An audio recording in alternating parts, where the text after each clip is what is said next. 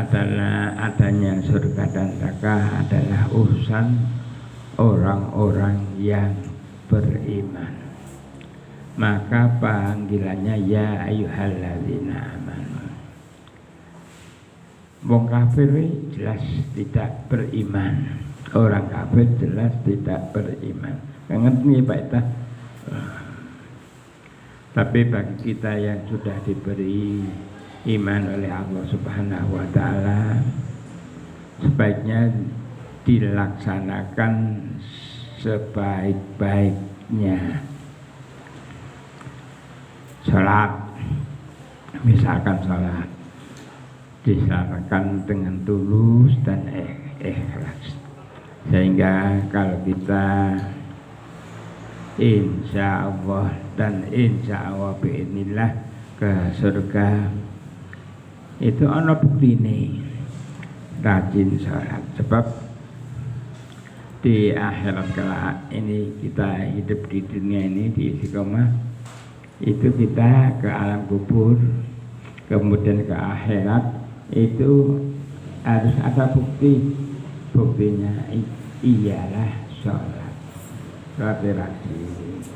Kok sugih kaya apa, kaya Pak Eda, abote duwe, hotel duwe, pertanahan. Itu namanya ora bakal digowo. Orang bakal digawa. Maka dari itu yang kita harapkan awake dhewe niku rajin ke istiqomah, rajin pengajian dan tempat-tempat lain di dalam rangka untuk menuju surga Jannatun Na'imin tahtihal anharu khalidina fiha abada. Ngoten iki Pak Saman. Nah, ana langi aja ning pendapat setutok lajin di mana saja dan kapan saja kita harus rajin selalu memperjuangkan agama Islam. Kanjeng Nabi dan para sahabatnya merupakan contoh utama dan pertama bagi kita untuk apa?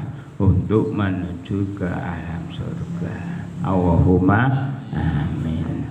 Dalam keluarga kita sayang kepada anak, kita sayang kepada istri, kita sayang kepada bapak, merupakan satu tanda bahwa kita yakin adanya surga. Tunjukkanlah. Wabillahi taufik wal hidayah wal inayah wa aku minkum. Assalamualaikum warahmatullahi wabarakatuh. Ya. Assalamualaikum warahmatullahi wabarakatuh. Ya. Pertanyaannya yang pertama adalah ketika Nabi Isra Mi'raj itu naiknya buraq. Buraq dari kata barqun, artinya kilat. Di dalam syarah Bukhari itu buraq digambarkan di dalam syarah Bukhari adalah sebuah kendaraan berbentuk keledai yang berkaki panjang. Tetapi di lain kitab dinyatakan bahwa buraq adalah kuda berleher dan berkepala wanita cantik gitu. Ya, sehingga Nabi menikmatinya itu. Itu gambaran itu mana ya. Sedangkan buraq dalam arti letterleknya adalah kilat. Bagaimana Rasulullah naik kilat atau naik kuda berwajah cantik itu, atau naik keledai yang digambarkan oleh hadis Bukhari? Yang benar yang mana? Ada 3 bentuk itu. Ya, saya sulit pertanyaan itu. Yang kedua adalah wahyu sholat itu disampaikan oleh Allah langsung kepada Rasulullah atau melalui Jibril. Karena keadaan yang masa lalu, Nabi Musa ketika dia naik di Bukit Sur ingin melihat Allah saja dia hancur, dia bisa hampir meninggal. Apakah Rasulullah memiliki kelebihan yang lebih lain sehingga bisa bermuajahah dengan Allah Subhanahu wa taala? Jadi, atau pada waktu itu Jibril tidak mampu menyampaikannya. Ada beberapa itu. Yang terakhir ini pertanyaan yang saya sudah menjawabnya itu. Ketika Isra Mi'raj itu Allah ada di Arsy. Tapi sekarang ini Allah di mana? Ya, orang tahu, saya ditanya oleh kawan-kawan, Allah itu sekarang itu di mana toh? Itu pertanyaan bagaimana? Terima kasih. Wassalamualaikum warahmatullahi wabarakatuh. Alhamdulillah. Wassalatu wassalamu ala Rasulillah. La haula wala quwata illa billah. Mabadu. Terima kasih Pak Bambang yang telah memberikan pencerahan mengenai Mi'raj dalam rangka di bulan memuliakan bulan Rajab ini, yang mana tadi telah banyak disampaikan bahwasanya Isra Mi'raj itu adalah merupakan mukjizat dari Allah karena diperjalankan oleh Allah, yang mana dalam waktu singkat dapat sampai ke Sidratul Muntaha dan Mustawa. Ini memang kalau kita tidak didasari iman, orang masuk akal, orang percaya. Nah ini memang ujian kita, ujian keimanan kita, ya. Karena kendaraannya saja kendaraan dari surga itu buruk. Sing awal malaikat Jibril dan Mikail, ya. Tapi setelah sampai menemui Allah, malaikat berdua tidak boleh ikut. Nah ini subhanallah. Makanya ayatnya subhanalladzi diawali dengan subhan. Subhanalladzi asra bi 'abdihi lailan minal masjidil haram ila masjidil aqsal ladzi barakna haulahu linuriyahu min ayatina innahu basirun basir. Ini subhanallah.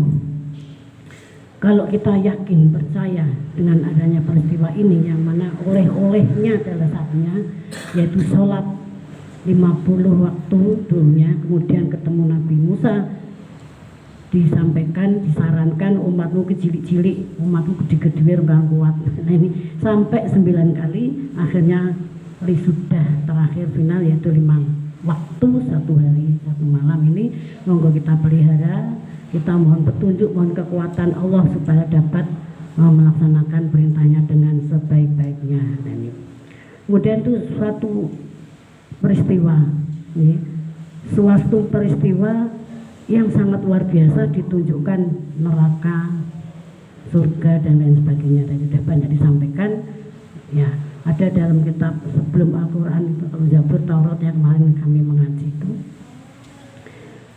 Apa wong sing maca selawat iso digogohi. Ini kalau Nabi Ibrahim genining donya kuwi ora panas, tapi Rasulullah Muhammad SAW mukjizatnya geni neraka kuwi ora doyan, ora kuat gelem dilat. Nah ini subhanallah. Ya, makanya kan banyak dikir-dikir yang dilantunkan di bulan Rajab ini. Rabbighfirli warhamni wa tub alayya, Rabbighfirli warhamni wa tub alayya, subuh 7 kali, 70 kali, maghrib 70 kali. Ini lain dan tidak bukan supaya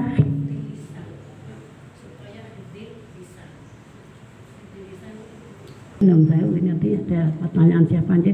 Bismillahirrahmanirrahim. Wa idza sa'alaka ibadi anni fa inni qarib ujibu da'watad da'i idza da'ani falyastajibu li wal yu'minu bi la'allahum yarshudun. Surat Al-Baqarah 185 ketika enggak salah, ini saya enggak hafal. Jadi wahai Muhammad, apabila ada hambamu yang menanyakan Tuhanmu Allah di mana, sesungguhnya Allah itu dekat. Allah itu dekat dan Allah akan mengabulkan doa orang-orang yang memohon doanya kepada Allah. Ini, jadi kita harus yakin tuh firman Allah dalam Al-Quran surat Al-Baqarah demikian. Gusti Allah ki cedak, sing sapa njaluk karo Gusti Allah maka akan disembadani. Ini kan ada syarat rukunnya, nek ora nurut kok arep njaluk dikabulkan ki piye, wong awake dhewe anake mbelin wae wegah nuruti lah ini. Jadi kita ada kompensasinya, harus senantiasa menjaga diri, semua perbuatan kita, ya, menjauhkan dari segala kemaksiatan, hal-hal yang haram, dan berusaha dengan sepenuh hati, sepenuh kekuatan untuk dapat melaksanakan kewajiban kita dengan sebaik-baiknya ini. Nah, mudah-mudahan di bulan Rajab ini kita dapat introspeksi, mawas diri, senantiasa mohon ampunan kepada Allah. Insya Allah Allah akan memberi ampunan dosa-dosa kita, karena bulan ini adalah bulannya Allah Allah kowe ambil apa, kowe njaluk apa, kok dorak ndonga, kok dorak njaluk. Apa ah dadi wong sombong nek orang yang tidak mau berdoa adalah termasuk orang yang sombong. Ini seperti apa? Iblis itu nggak mau tunduk, tidak mau taat pada Allah, ya, tidak mau hormat dengan Nabi Adam alaihissalam. Mudah-mudahan kita masuk orang-orang yang pandai mensyukuri nikmat dan dapat melaksanakan apa kewajiban kita, dan sehingga Allah mengampuni semua salah khilaf dosa kita. Amin ya robbal alamin. Ya, terima kasih. Saya ringkas semuanya jawabannya. Dari ujung sana, Pak Tugiman. Jadi Isra Mi'raj dengan buruk yang terbuat dari semacam binatang surga, keledai ya, yang melesat jauh. Gambar yang benar adalah gambar yang kepala kuda, ya, asli ya. Sedangkan gambar wanita cantik adalah rekayasa orang-orang agama pagan, ya. Agama pagan, agama yang percaya dengan binatang-binatang. Itu zaman Rasulullah berada pagan ya. Ingat-ingat itu agama pagan, agama yang percaya dengan binatang-binatang. Itu direkayasa oleh mereka jadi kepala wanita cantik ini. Itu jelas musyrik ya. Yang asli adalah binatang sejenis kuda, lebih kecil yaitu keledai, lebih besar dari keledai, antara kuda dan keledai. Artinya soheh, yaitu binatang surga yang dipakai sebagai sarana untuk Isra wal Mi'raj. Kemudian ketika Musa di Bukit Tur ya, di Mesir, ketika mendengar suara Allah kemudian ingin melihat agar yakin, karena Allah ketika itu tidak berkehendak untuk menunjukkan dengan kelembutannya, sehingga Musa semaput ya, pingsan karena bukit-bukit yang suruh melihat oleh Allah itu hancur berantakan. Lain dengan kita Nabi naik ke arsy Allah, itu Allah berkehendak, maka disebut Rajab ini Syahrullah, bulannya Allah. Allah berkehendak. Jika Allah berkehendak apapun terjadi ya, kun fayakun. Sehingga ketika Nabi ke arsy Allah, itu yang dilihat bukan wajah Allah. Tidak ada manusia yang bisa melihat wajah Allah, semua cahaya yang terang benderang. Namun bersuara, ya, ada suaranya. Allah wassalam. Apakah besok di yaumul akhir kita juga akan berhadapan dengan Allah dengan wajah langsung seperti apa? Allahu a'lam bishawab. Yang jelas cahaya terang. Ketika tiupan sangka pertama ditiup, maka semua manusia yang mati hidup kembali. Kemudian semua terbangun menuju cahaya Allah di padang mahsyar. Yang dilihat dari cahaya Allah. Itu hatinya soheh ya. Jadi Musa tidak ada dikehendaki untuk melihat, hanya cahaya itu yang akhirnya pingsan. Kemudian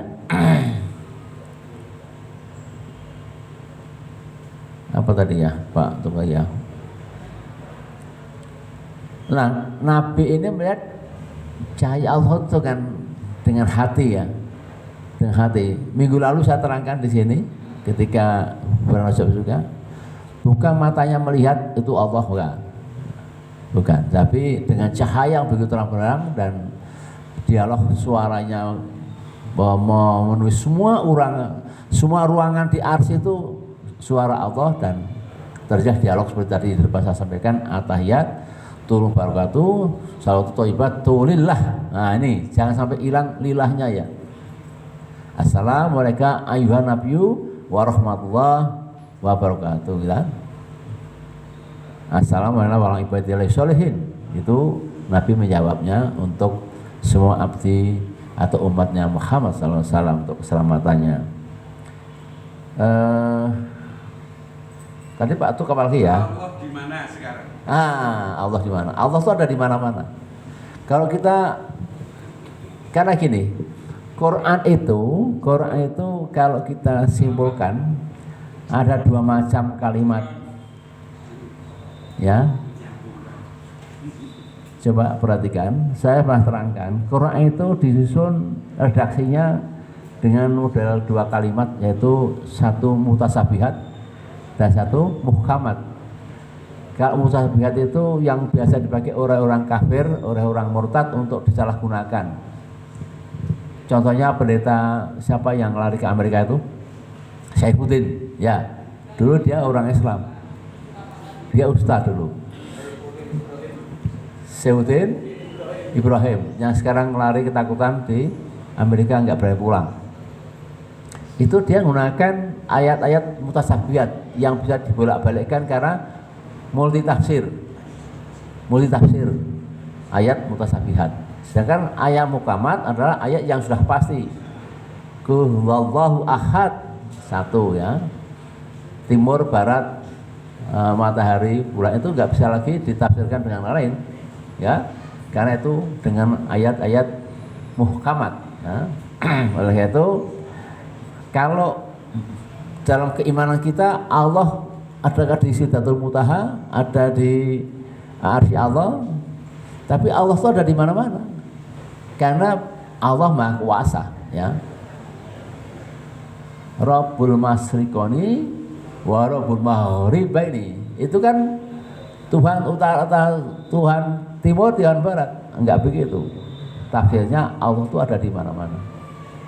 Bahkan di depan kita ini juga Allah paham, tahu, ya. Karena Allah itu Maha tahu, Maha segalanya, ya. Tapi tetap Qul huwallahu ahad, ya, Allah satu. Ya. Itu iman kita, Allah di mana-mana, ya. Oleh itu ini perlu dipahamkan oleh semua pihak. Kemudian Mbah Slamet tadi menanyakan ruh para nabi. Itu pernah saya jelaskan di forum ini bahwa ruh para syuhada, para anbiya itu ada di surga, ya. Dia berterbangan sana sini, kita lihat di Waqiah dan Ar-Rahman dia. Kalau lihat tadabbur saya yang sudah lalu, ruh-ruhnya para anbiya, para syuhada itu berterbangan di alam surga. Nabi Isa kalau kita lihat Al-Mu'minun 55, coba dibuka nanti ya. Itu dia bertemu dengan ibunya. Siapa ibunya? Maryam.